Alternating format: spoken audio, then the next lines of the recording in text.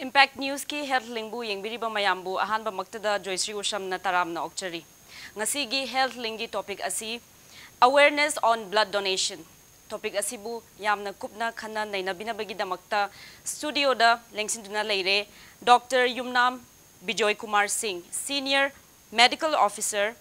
SHIJA Blood Bank and Transfusion Services, Health City, Langol. Dr. Butaramna okchari. Thank you, Doctor. Ahanba maktada Dr. Bu thamjaning ba question asi what is safe blood?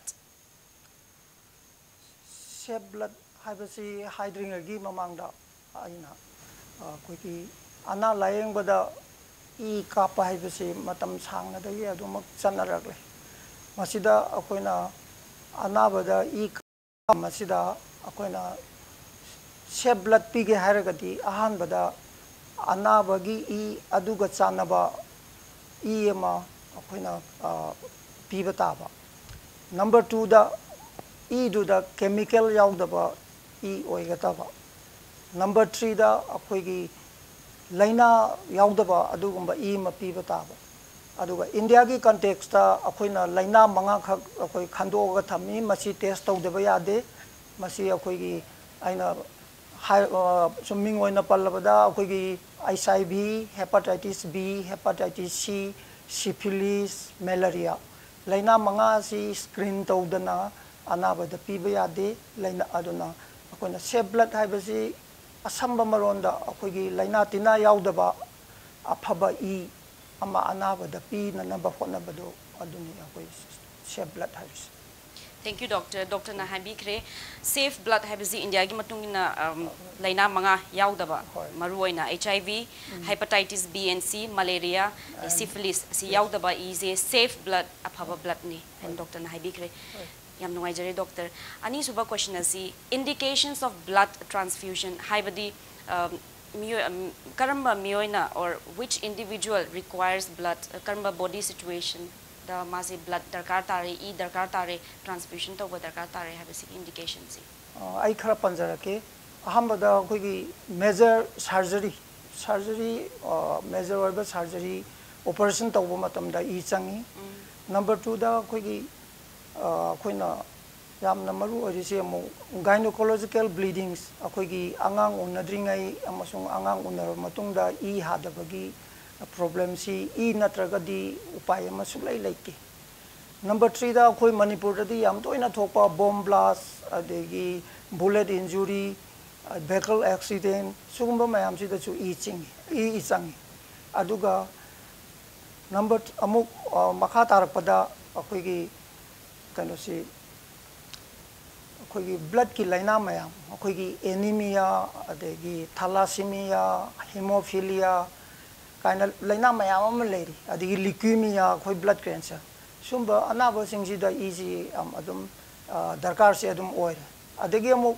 akoigi exchange transfusion aina angang macha pokpa da ngari ba angang singda akoigi masagi easy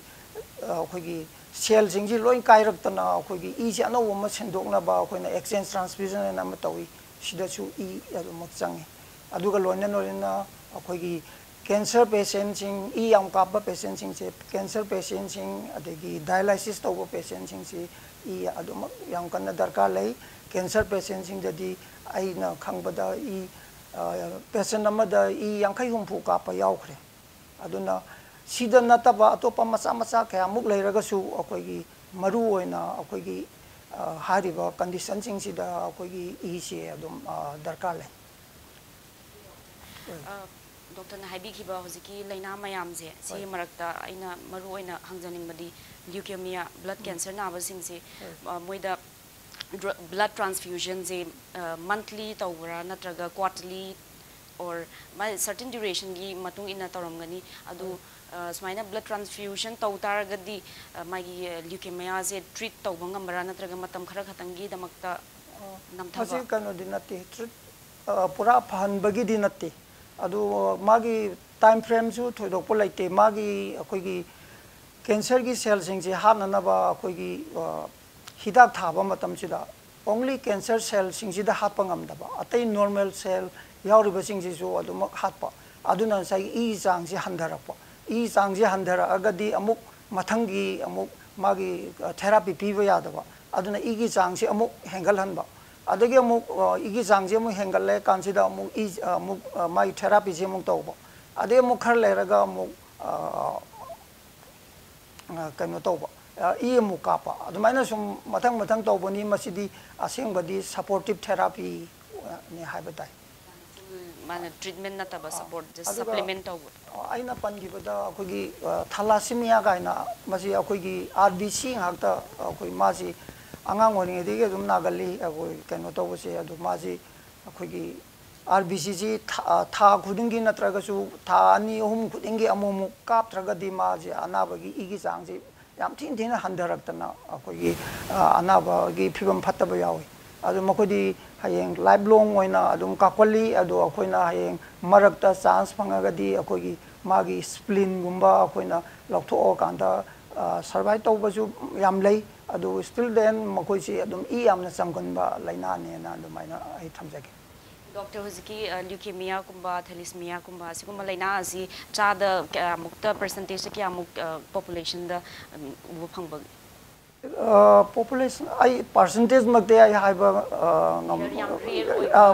yamna real mak oide thalassemia patient yam laire adegi leukemia patient yamna adum akoina hana satra oring da thengnarak paduga hojikadi yamna hengalle na ai adumaina dum thamjake Thank you, Doctor. Mathangi question is types of blood donor. Types of blood donor. Karamba miyoina, karigumba, karamba miyoina. Which individual can donate blood? Asi amta haibiyo. Type C ay ahambada type C hajarake. Ahambada voluntary donor haiba malay. Ani subada replacement donor haiba ma. Adagi ahum subada professional donor haiba ma. Mari subada directed donor haiba ama manga subada autologous donor haiba ama ai khatang explain do jarake voluntary donor habasi magi anaba kanagumba mata leite adu magi isi dan toraga kanagumba I darka laiba mi amagi life congestion nu life kanana bagi da makta magi masagi kanaba amata laudana thamoi sengna dan tawbadu voluntary blood donation kawi Number 2 da akoigi replacement donor sina kamai to ke da magi anaba ma laire blood bank de ki ma lawrure ma lawraga kape adu du gi mahut singjanba du gi mahut blood bank da amuk singjalamba madubu akoina replacement donor kawi adegi number 3 da professional donor haibasi haujikti akoi laidi laitre adubu aina adum haijarake akoi makoi si tasengba yon ba kangbu haiduni yon ba kangbu haibasi ngasina blood bank amada pirangani nomanini lairaga blood bank amada pirangani adegi mokoi paisa ga mantik naraga si lawbani EGP bani EGP ra kanja makoina madudegi phangba paisa sina phattaba nisa chaba adegi atopa phattaba thabak tawba aduna makoigi singje anaba da pibda sep oide haina 1998 ki 1st January dagi India ki highest court akoi Supreme Court na professional donor si ban tawre okay adagi mathang da mu aina directed donor haisi directed donor haisina aigi anaba ma laire aigi anaba sida aina pige natraga aigi chama nare aigi chanupa yaima nare aigi chanupa ahan sidegi pihan ge haina direct oina ai si direct tawba hai tare masi chu akoi gi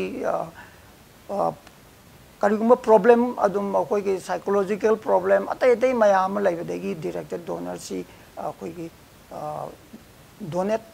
tawdabana phai haina akoina maina yam kanna tawnadre hoji aduga aroi bagi ngasagi autologous donor haibasina akoi gi ai isadagi easy lokthoga hana lokthoga preserve tawraga thame aduga ai gi isagi darkar leirpa kanda easy amuk angonda kapsan bane masi karamba kamaina haugi haida akoigi miyoiba jati sida akoi ethnic group khrale makoi singsi atopa mi dagi lorga kapasi makoi sugya yadi aduna makoi gi singsi akoigi hana lokthoga makoi preserve tawraga thamaga hayeng makoi gi darkar leira kanda hujigi si masada mukapani ꯑꯗꯨꯅꯤ ꯑꯩꯈꯣꯏꯒꯤ ꯍꯧꯖꯤꯛ ꯍꯧꯖꯤꯛ ꯂꯩꯔꯤꯕ ꯗꯣꯅꯔꯁꯤꯡꯁꯦ ꯑꯩꯅ ꯍꯥꯏꯖꯔꯤꯕꯁꯤꯡꯁꯦ Doctor Ziki autologous daughter si Manipur da sigi facilities leirabra isagi facility lay akhoi autologous donation da su makhan kharadi lay ko adu ai samlamna haijarabda hojiksu adu aina rims da lairing da ai akhoi orthopedic saru ga tekpa akhoi patient laidan makoi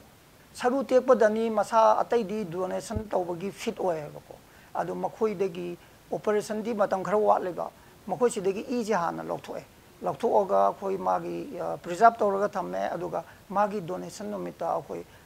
ꯀꯩꯅꯣꯁꯤ ꯍꯧꯖꯤꯛꯀꯤ ꯁꯦꯝ ꯕ꯭ꯂꯗꯁꯤ ꯃꯉꯣꯟꯗ ꯑꯃꯨꯛ ꯄꯤꯕꯅꯤ ꯃꯁꯤ ꯌꯥꯝ ꯑꯃꯔꯣꯝꯗ ꯌꯥꯝ ꯁꯦꯐ ꯑꯣꯏ ꯀꯩꯒꯤꯅꯣꯗ ꯑꯇꯣꯞꯄ ꯂꯩꯅꯥ ꯇꯤꯟꯅꯥꯒꯤ ꯄ꯭ꯔꯣꯕ꯭ꯂꯦꯝ ꯂꯩꯇ꯭ꯔꯦ ꯑꯗꯨꯒ ꯃꯁꯥꯒꯤ ꯏꯗꯨ ꯃꯁꯥꯗ ꯑꯗꯨꯝ ꯀꯩꯅꯣ ꯄꯤꯖꯕꯅꯤ ꯑꯗꯨꯝ ꯑꯁꯤꯒꯤ ꯐꯦꯁꯤꯂꯤꯇꯤꯁꯤ ꯑꯗꯨꯝ ꯈꯤꯇꯪꯗꯤ ꯌꯥꯝꯅ ꯇꯣꯏꯅꯗꯤ ꯇꯧꯅꯗꯦ ꯑꯗꯨꯕꯨ ꯃꯅꯤꯄꯨꯔꯗ ꯑꯗꯨꯝ ꯐꯅ ꯌꯥꯝꯅ ꯇꯧꯈ꯭ꯔꯦ ꯑꯗꯨꯝ ꯑꯩꯅ ꯔꯤꯝꯁꯇ ꯂꯩꯔꯤꯉꯩꯗ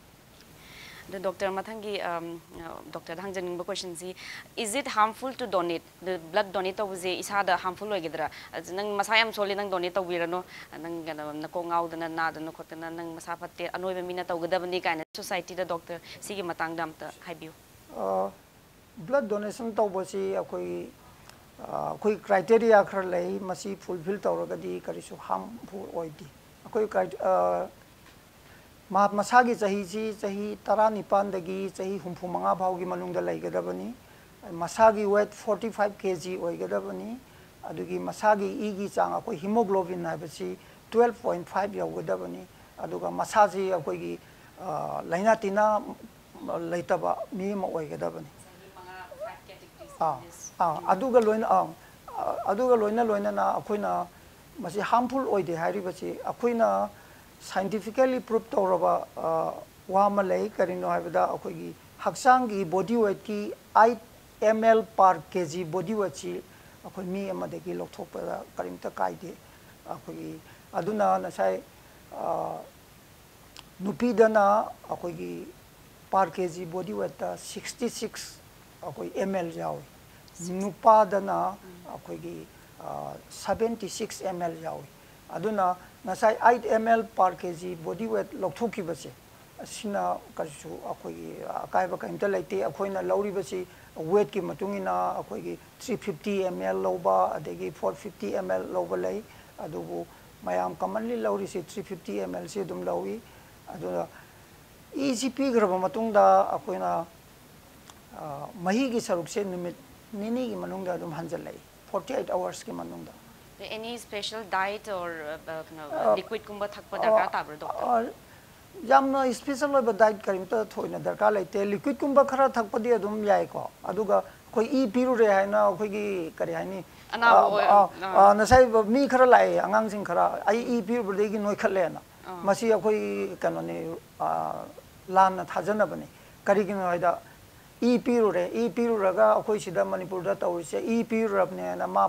adum lengdana thabak suhondare karimta hondare adegi magi chana ba thakna ba pisalaga adegi tumdana khotna laibasida anamba noi khalapani aduga e piraga hakchang noi khalle haibagi kano tawba thodokpa adugumba kano laiti aduna e pibasi akoina nasaigi 8 ml per kg body weight si lawba yabani na akoina adum e pibasida kasu akaiba laite tawbada bu ma akoina loina bu yengini akoigi magi health ki status su yengani aduda akoigi fulfill tawragadi aina sa haijage ba criteria sing aji loina fulfill tawragadi adi masadu akoi active oina na de yatna laiba oragadi akoigi tha ahum khudingi adum EP ba yai nupa singda nupi singda na tha mari khudingi adum EP ba yai adubu karigumba center kharadadi tha ahum khudingi nupi so adum nupa ga manana adum pi ko adu masi WHO gi norms ki madungina nupi na tha mari gi manungda pi adubu atai center khara dadi nupi su nupa su chap manana tha ahum khudingi isi adum piraga sahi mada mari rak adum pinai 8 ml per kg body weight tha hum natraga mari mari nupi gi na tha mari nupa gi na tha ahum chahi amada mari rak piba yagani the doctor see the female male gender difference is it nupi gi physical menstruation mana mari lai na bra nupi gi akoi gi tha gi cycle lakba si da akoi iron si yam mange ko aduna masi gi wakhalon da akoi gi kano tawbani nasai khetang magi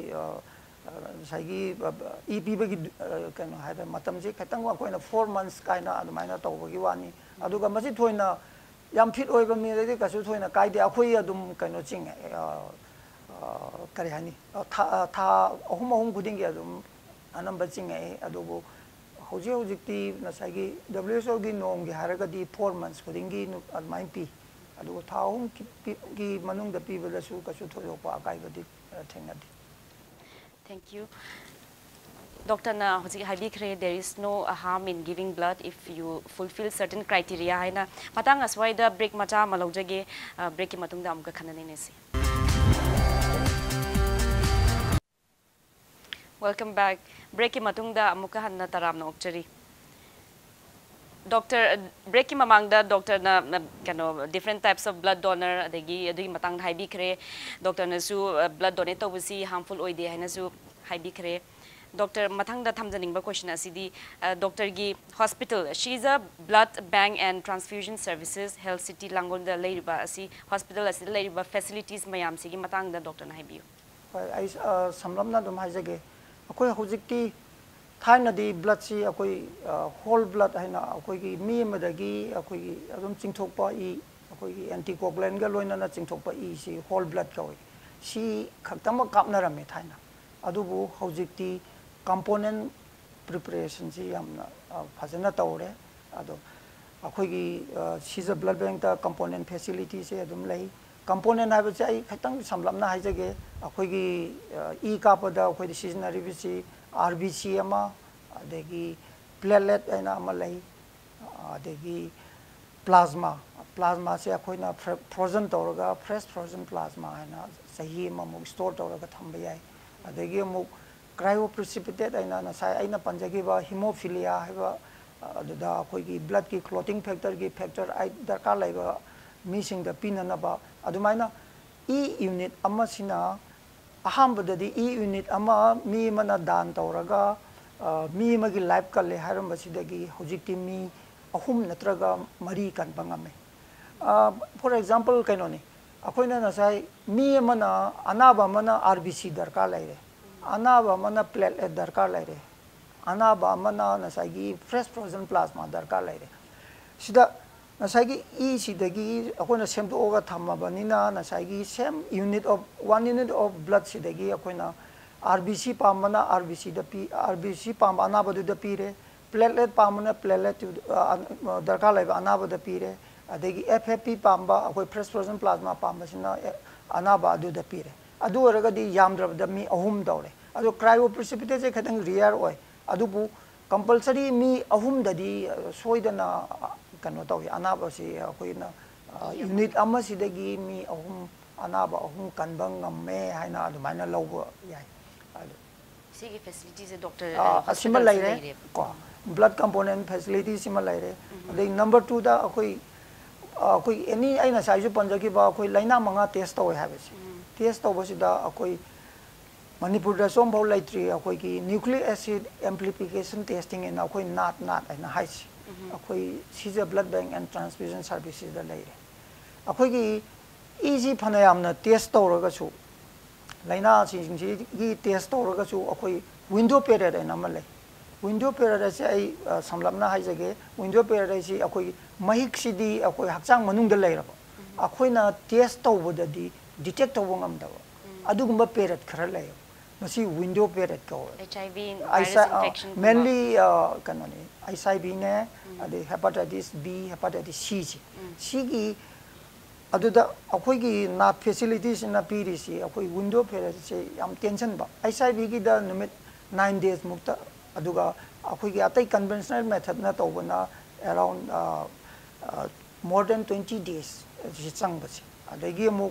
na sai gi hepatitis C gi da su akoi gi atai da na kano da around 60 more than 60 days sang base akoi 10 days da kano to 10 days tension lak akoi unjo perets adagi hepatitis B gi di khatang changi adu madusu dum tension lak aduna na sagi anabada hen safe oiba I mapi ba sida akoi yam chauna mateng pangi akoi gi main objective ti anabada safest blood pio haibani adu akoina aduna akoina hoji puthoi ba akoi gi kano mayam sina akoina khwai de gi maximum ngamba akoi gi kano si akoi SHIJA blood bank na akoi gi testing facility sida na chi lai ba da gi akoi piba ngame ko adagi mathang da mo akoina apheresis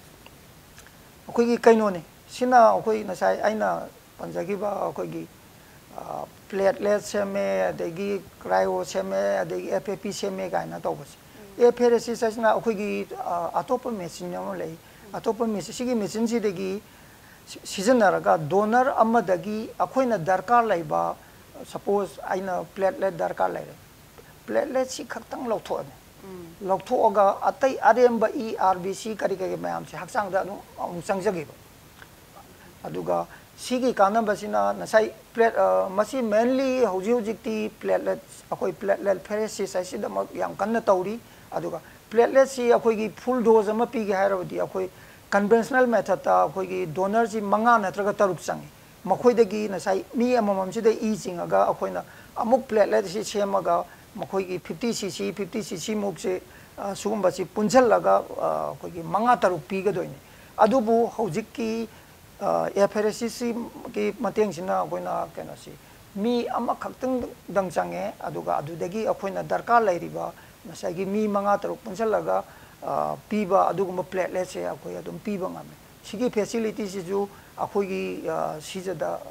kano ahan boina akoi sida adum tawre Manipur da ahan boina rims ki su machine di laire hai adu makoi hausi function tawdiba male na khanba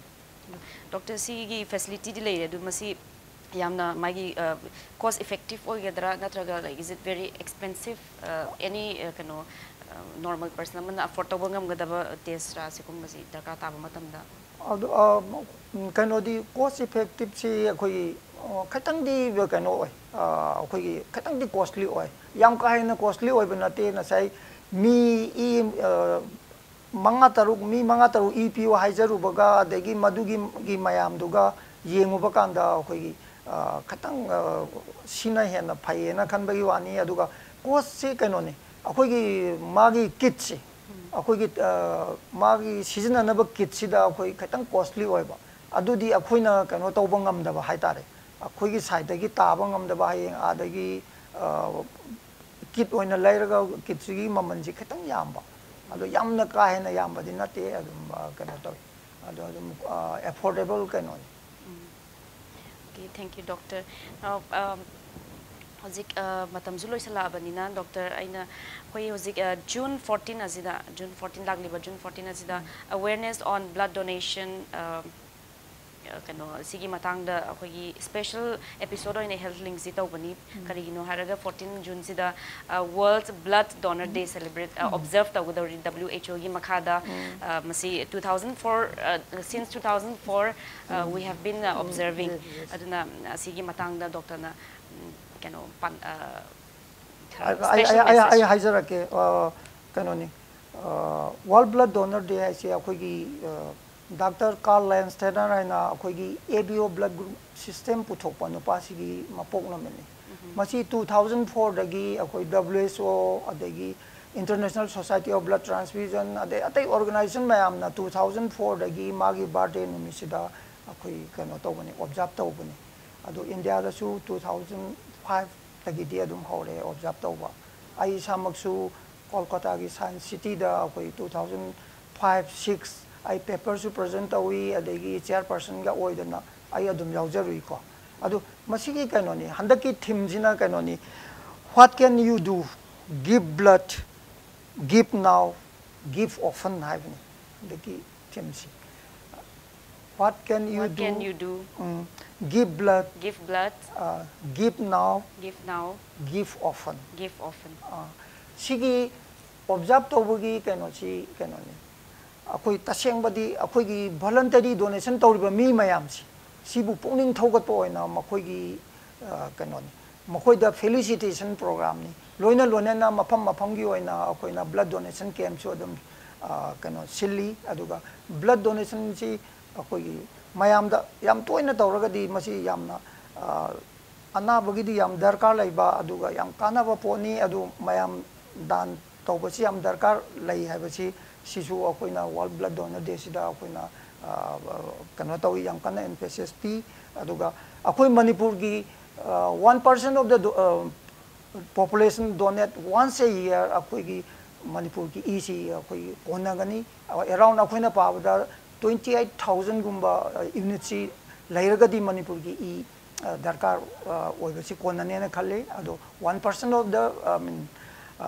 कनोसी population once a year EP बकांदा अखोइ Manipur की ई अवाब लैबा हौजी ई याम कापा मी इमुंग अमदा suppose E तरे निपान कापसलगदी मागी replacement तौननबा मी लैततना अदगी याम वाबा याम थेंगने सुगुम्बा मयामसी हौजी डेवलप कंट्री ददी अखोइ